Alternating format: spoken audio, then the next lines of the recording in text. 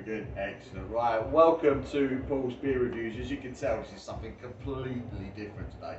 We're at Brew London. We've got Ken Beer Reviews with us. We've got Rasko from Rasko and Disco Beer Reviews. We've got Simon from Real No Craft Beer Co. And this handsome gentleman over here is Radim from Budvar, of all people. And look, we sorted out us with beautiful glassware. They're fantastic lager. Where do we start? Where do we start with this? It doesn't get much better than this.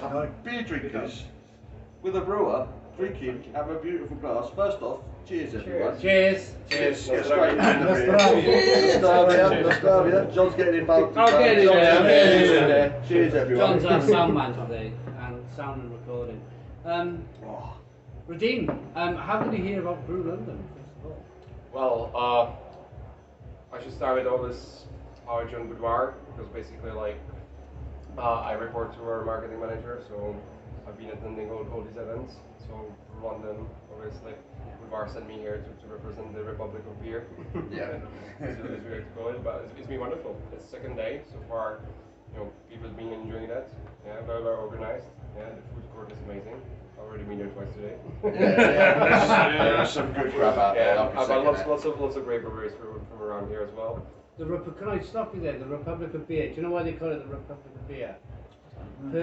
Per person in the Czech Republic, they drink more beer than anywhere else in the world. So we drink 140 liters per person per year. Wow. Compared to Catching up. Are you just giving it as a child or something?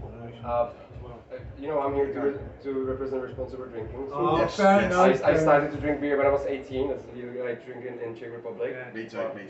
What's the next country? You just for comparison, yeah, you do 140 litres. So second one is Poland, coming at 98 liters. So you're nearly double. You guys are on 23rd place with Shots of that. 70 liters per capita. Yeah. So you drink double what we drink. It's actually, this is tried and tested. So usually when I do my training presentations, one of the bars like talking about the consumption of beer in Czech Republic, and it's quite funny when you go out drink with Brits. Yeah, people would say I'm a fast drinker, but I'm a Czech drinker. So it's pretty much like we drink twice as much as you compared to the statistics, right? Yeah. But my zone was empty and it's still hanging there. So how does that compare to Germany? Germany, they're in top 10. Yeah. Yeah, because for us. I actually got the entire chart. Yeah, for days that shows Austria is there. US is in like top 10 as well. It's per capita that includes pregnant women, old people, and kids. So, wow, no way. So I can't believe how far down we are. I thought we were a bunch of biscuits. I'm shocked. So what are we drinking here, Radim? What are we So today we are drinking, all of you, not all of you. Yeah. So this is the original lager. This is the Czech. This is the flagship for a Czech lager. Yeah. So the recipe for this beer hasn't changed since the origin of the brewery in 1895. Wow. Yeah. Comes at 5% ABV. 22 IBU, so slightly less bitter than most of the world lagers. But the reason for that, we want to have our Moravia barley to shine through. Yeah, so you get the harmony between the bitterness and the maltiness. It is beautiful, right? Very drinkable. Yeah. Oh man. Yeah, 90 days maturation, 7 times longer than most of the breweries do these days. It's actually lagered, which is Wow. always 3 months in the cold conditioning tank. I'd just like to say that we make a Pilsner and we copy the way that you guys do it, Right. and ours is also cold fermented for 3 months. You would need to come to Yeah. Do you know what? I might and sneak down and get you a cup now. Because I'm just should. curious. You should. What's the recipe? What's the yeast? We use Czech yeast. I don't know which one. I'm not the brewer. Okay. And we use Vienna malt. The malt bill is not dissimilar from. It's not a copy of what you do, but it's. We tried to do it the European way, not The traditional way. Yeah, the traditional way. Especially, I mean, it's a really expensive way of doing it. Yes. So it's. I'm going to get you some. Right. Yeah, that'd be amazing. I would love you to try it. This is moment of truth for you, Oh no, I'm either making a massive mistake or We'll see, you know, like this is the most funny thing about the Brew London is like I walk around, you know, making friends and trying beers, and everyone's saying like, give me, you know, a lager. We're like, what do you think about a lager? I was like, you know, I'm a massive fan, like advocating the lager. Yeah. That's really the necessity for. On the unfiltered. You know, the poison one. I've never had that one before, so not often you see it here in the UK. Well, I've never seen it anyway. Well, we only do it in kegs. So Right. Oh, that's see. and So- also it lasts 55 days. Yeah. Right. So it needs to be refrigerated because it's got still like active yeast in it. So you can store it like outside or wherever else. Like all our beers are refrigerated. Yeah. It's one of those things. But yeah, definitely you can get these in craft beer places because 4% very sessionable, you know, very approachable. It's hazy. Yeah. That's the popular style these days. You know, Yeah. hazy beers. Yeah. I just think it has a little bit more kind of flavour. I don't know, it's difficult to explain. It has a balance, you know, it has a Yeah. balance and it has a fullness because with low ABV beers you would sometimes low ABV beers tend to be watery. Yeah, but we're creating the mash temperature, well, you use the high mash temperature to create the dextrins, the unfermentable sugars, just to make the body there, so you're still getting the full experience with low ABV, so you can drink plenty. Yeah. So Is there a balance between, difficult question this, where you've got unfiltered beers, there's a lot of people who drink with their eyes. They should be drinking with their mouths, but they drink with their eyes. So they see a hazy beer and they go, but in fact, a hazy beer has got more of the flavour and it's not being dumped down the drain, is it? You know, when you filter, you're chucking all the good stuff away. Well, that's a very good question. Like, first of all, like, you know, the standard up until now had been set by the big breweries. So, like, clear lagers have been around for, like, let's say 50 years now. Yeah, so that set the standard throughout the generations. But, like, how did beer look before? Yeah, beers were hazy, they were unfiltered. Yeah. So now, you know, I would always say it's the older generation that sees the hazy beer and be like, what's this? Is this the beer? So somehow throughout the history, the big breweries they set the standard that the clear lager is supposed to be the lager or supposed to be the beer. But is that the truth? Is it not? That's a question for everyone to answer, I guess. Yeah. So obviously on the glass it says Budweiser, Budvar. Are you going to tell us the story? Anyone who doesn't know, everyone knows Budweiser, right? The king of something. Simon's favourite beer. I see my video? I washed the car. I wash my hands. You've seen it? I I washed the car with Budweiser. Not your Budweiser, American Budweiser. was like, sorry. Not your Budweiser. Give the man a heart attack. Yeah, you mean I was washing the car with Budweiser, saying this is the best cleaning product ever. that's great. I know you can't say too much, but Political correctness here, right? Yeah. Yeah, it wasn't the original Budweiser, which is great. yeah. Tell us about your Budweiser. So, well, our brewery started in 1895. Yeah, at the time, Bohemia, not just Czech Republic yet, was part of Austro-Hungarian Empire.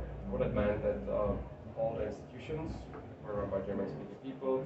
Official language was German, and many of the cities in Bohemia had Germanic name. Yeah, so if you go to České Budějovice, where we are from, the German name was Budweiser. Yeah, if you go to Plzeň, where Pilsner PU is from, it's called Pilsen.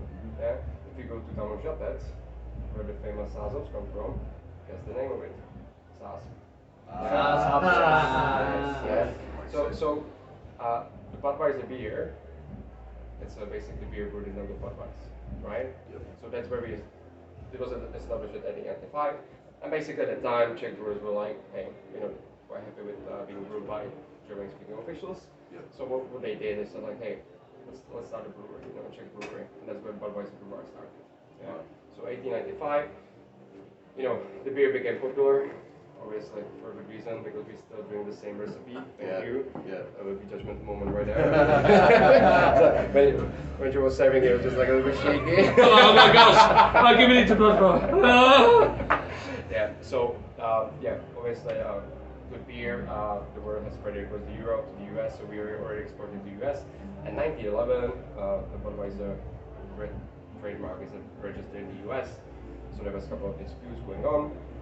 Both breweries actually agreed to using the same name in the US, and it went all the way to 1939, I like to call it like typical American capitalism. So in 1939, they threatened to Czechs to seize the stock in the US unless the Czechs gave up the Budvar's name in the US. Yeah. Quite frankly, 1939, there are different things going on in the world, and any disputes between the brands. So yeah, if you go across the pond, we're called Czech bar in the US and Canada. Yeah. And it's tricky. But they're wrong. We're the original Budweiser as well. Right, we'll agree to that. I agree. That's a good answer. Beautifully explained. Right, John has just snuck in. He's presented Radim here with a glass of his own. The flat, I'm really sorry, it's the wrong glass, and I did the flattest pour known to man. I'm now regretting it instantly. That's great. Like first of all, like I would like to emphasize on this because, like, you know, the British pour, the 95.5% rule, it's sort of like it works against the beer because, you know, when you go to Czech Republic or the Republic of Beer, we wear the dense hat. Yeah, the reason for that is that it actually protects the beer and keeps all the flavors inside. Yeah. So if you get something like this, yeah, in 5 minutes, the beer starts to go flat, starts losing the aromas and the flavors, and just be like. So yeah, so it's almost like a can where you got it in the can, the oxidation. What you do, you cap it with foam to protect the flavor. That's right, yeah. It's just I poured it really badly in a rush. It's the wrong glass. So I apologise. That's fine. I'm glad you don't have a CV on you. I wouldn't accept it. Oh, the savagery. So Radim's going to go in. We're going to go back in under Budvar. Yeah.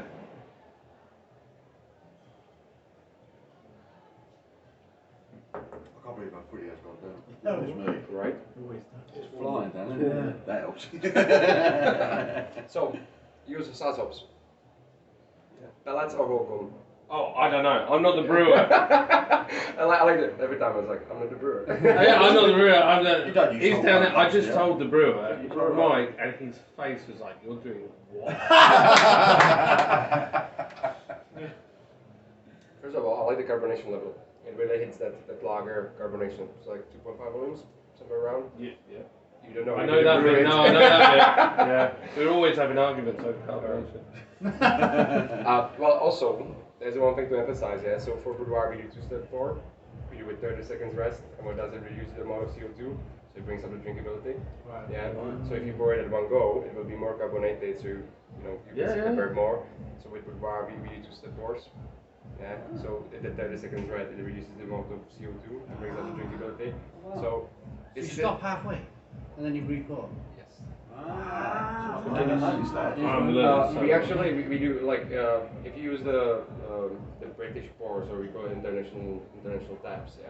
So we get it the opposite way of Guinness does, yeah. So you pull away to draw foam, then you let it set for 30 seconds. I'm sorry, I'm just burping. That's the carbonation. I blame you. Yeah, and then basically after the 30 seconds, you pull the tap towards you. Yeah, and that reduces But again, as you have to wait 119 seconds. Yeah, that's right. Yeah. So when I do training, I always like to say, when you pour in 1 Guinness, you can pour 40 bars. Simple math. You watch. Everyone's going to be pulling their lagers in 2 steps now. Everyone's gonna Oh man, I'm doing it. I'm so doing it. Yeah, It makes sense. This is the thing, like in Czech Republic, being a beer tender is something very important because, like in Budvar, what you guys drinking, it's like it spends 90 days, but also if you involve the fermentation, it spends 102 days to be produced. Ruined. And exactly. Right, So yeah, if you get a person behind the bar that actually, pours it Wetherspoons. the traditional way. Off your card. I'm getting abused here. This is what would happen. I've been in our bars. We have a chain of bars in the UK called Wetherspoons. And honestly, the amount of times I bought a Weiss beer, and they'll say, and then they'll just give you any glass, and they've got no clue. And I'm like, do you have a Weizen glass? And they don't even know what one is. They don't even know what one is. But my argument is, the beer takes so much. You're about to say this, aren't you? It takes so much time to make, and the effort that goes into it, only to be spoiled right at the last minute. But this is what Budvar do. Like when I joined Budvar, I said like, we need, the biggest challenge these days is to educate the consumers. Yeah, the consumers, luckily, they start to be awake. Yeah. They start to follow the trends. You know, my background in hospitality. If you talk to someone 10 years ago about beer, like what's your beers on the tab, you would say, I've got a lager, I've got a cider, I've got a stout. Yeah. He's dying here. But these days, when you go to the bar, yeah, or if you work in the bar and your customer comes through the door, you know, they ask him what's the ABV, what's the style, you know, like what hops does it have inside, all these questions. So it evolves. We're getting there, but we really need to focus on the consumers. So with like demand the pours and Complete agreement. You know, not to shamelessly plug ourselves, but we did an interview with Pivo UK 3 weeks ago, and they're running courses on how to pour beer. And my eyes lit up when they said that. It's just like, that is just so important to get it right. I could do with it. And, yeah. Ken, if you want some beer, just go straight down to the bar and grab whatever you want. I'm starting to get a bit hot, mate. It's a bit steamy in it. Yeah. It's quite warm. really exciting. So what do you think, as a British go at a Czech style, and we were trying to honour what you guys do. We didn't want to copy, but we wanted to put our own spin on it. you know, it has a very beautiful malt bill. Yeah, it has the biscuitness, the breadiness. I like that. The IBU will be over 30. That's for sure in this one. Yeah. Yeah, because it really reminds me, if I compare it to Budvar, I get more of the malt bill. Here, there's the bitterness shining through, which is great. I don't know how many like late additions that you do. But I don't get much of a nose from the hops. No. Just I think, you know, if you use Håkon Sazovs, you're going to get that earthiness, that grassiness. Yeah. But overall, like it's a drinkable beer. It's beautiful. It's beautiful. Yeah. For like how long did you mature it for? So it sits, once it's been brewed, so it's a 14-hour day to brew it, and then it sits in the tank for 3 months. 3 months. Yeah. Well done. Yeah, I like it. It's great. The thing is, you know. Wow. But I'm laid up. Maybe one thing I'm focusing here on is like the way to pour it. Like you guys, I showed you, we use the side pour taps. Yeah. That's the engine that drives, you know, the beer and creating the beautiful head, the dense head. Yeah. So I would believe like you would even bring up the experience by using the side pour taps. Man, I am going straight on Google when I get back. You know that you again though, that comes down to like in your bar then you would have to explain that you need this head to your customers. And I think that's when we drink beer in the UK, I've worked in many bars and they go, "Oh, top it up, mate."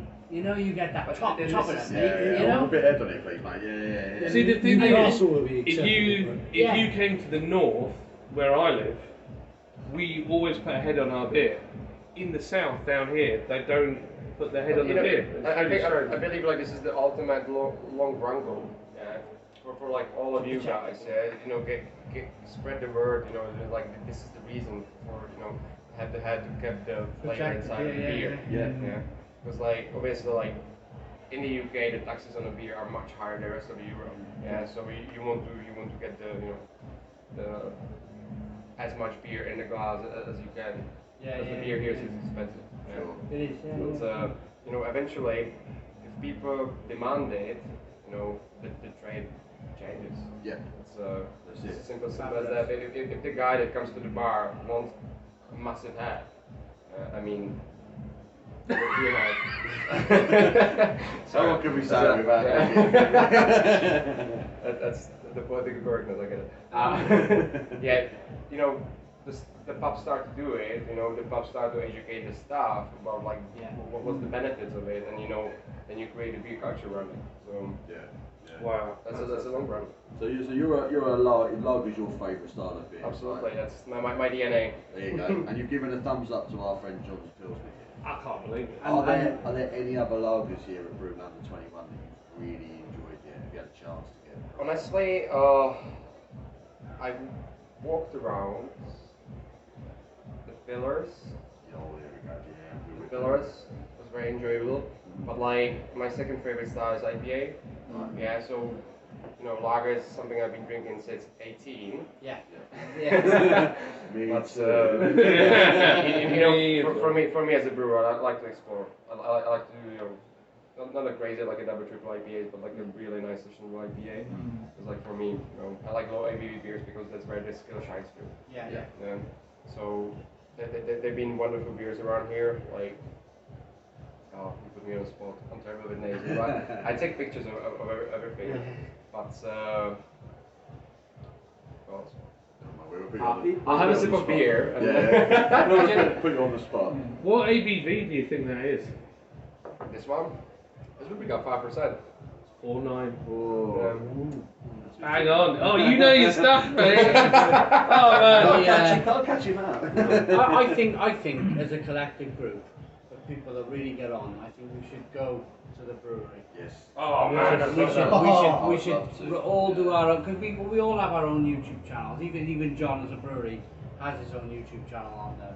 Do you guys have a YouTube channel as well on? We use it for education purposes. Yeah, so you yeah, get all the yeah. bars, you know, how to sanitize systems and stuff like that. So We'd love to come and film. honestly, like the brewery. you know, once the rules Yeah. ease a bit, because I haven't been home for over a year now. Oh, Yeah, wow. so I'm up waiting to go home soon. Yeah. But you know, once people can travel again, absolutely, I think it would be no problem to get you guys there and you know, show you around. That would be a dream come true. Oh man. Now you've got me on the camera, so. Yeah. Away from me. It's like, Yeah. Radim, I can't thank you enough, mate. This has been absolutely fantastic. Thank you for having me. Thank you for having beer. Hey, no worries. It's been fantastic. Thank you again for Thanks a coming lot. down Cheers. talking to us. We're going to get some more beer because I'm clean out. Yeah, I'm clean out. I'm blown ready for Cheers. it. So yeah, That's very. hope you've enjoyed that. Cheers to everyone. Take care. We'll speak to you all soon. Cheers. See you then. Cheers.